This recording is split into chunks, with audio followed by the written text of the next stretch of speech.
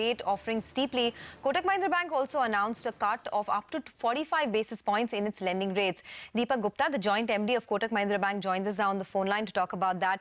Mr. Gupta, good morning and thanks so much for joining us. On the back of this 45 basis points lending rate cut that you've seen, what kind of impact could it have in the very near term on your net interest margins?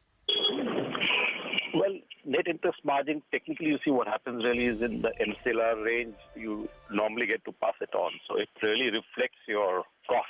So over a period of time, in a month or so, I guess NIMs will come back to the normal one. So when you say normal, last quarter it was around 4.47%. What kind of average are we looking at by the end of FY17? I think it should be in the same ballpark range. Okay. How much did your deposits increase, current and savings, in the course of the last 2 months? Well, if you look at us in totality, we got about 20,000 crores, give or take a few thousands really. But net money remaining with us, roughly about 2/3 of that remains, and of that, a reasonable percentage is CASA itself. So I'd say about 1/3 of that remains as CASA, and the balance 1/3 is money which remains as other deposits. Okay. And a third really goes out there. So your cost of funds would have come down. How many basis points did they come down by? Well, that is an immediate impact because that cost of funds really depends on the mix of SA and CA for that, 1/3 which sort of remains. Yeah. But cost of funds has probably come down at the higher end, that is the 1 crore and above. But the 1 crore and below, if you look at deposit rates, have not really come down still significantly. Okay. They're still about the same level. Sure. Coming to loan growth then, because of this lending rate cut, how much do you think it could spur loan growth in the very near term? And across which segment do you expect to see revival soon?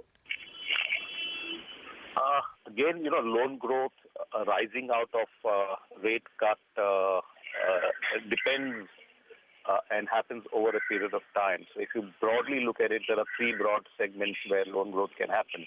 The first really is the retail consumer one, where I think interest rate drop does trigger some element of buying both assets as well as consumption. The second really is the corporate side. The corporate side, I think the loan growth is more cautious, because the interest rate reduction in themselves don't immediately lead to either, an increased interest in capital expenditure or necessarily working capital growth, really. So I guess initially it still will be largely consumer and retail. So if you had to give us a number, 12.9% was the loan growth in the previous quarter. You are saying that loan growth will be cautious in segments like corporates. Should we expect any major up move in the second half of the year? What I meant really was loan growth arising out of an interest rate cut, or acceleration in the loan growth because of an interest rate cut. There would be a normal growth which would happen in any case, really. So I'd say a 10-12% growth on the corporate side would happen in any case for us.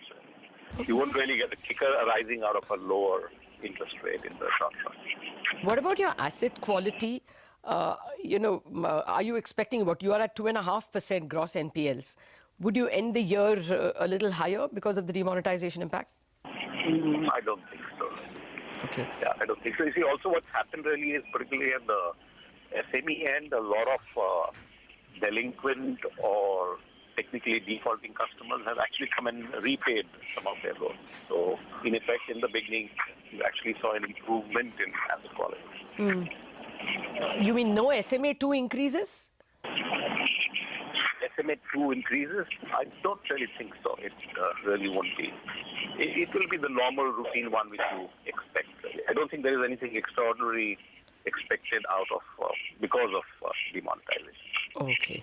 All right. We'll leave it at that. Thank you very much, Mr. Dipak Gupta, for joining us.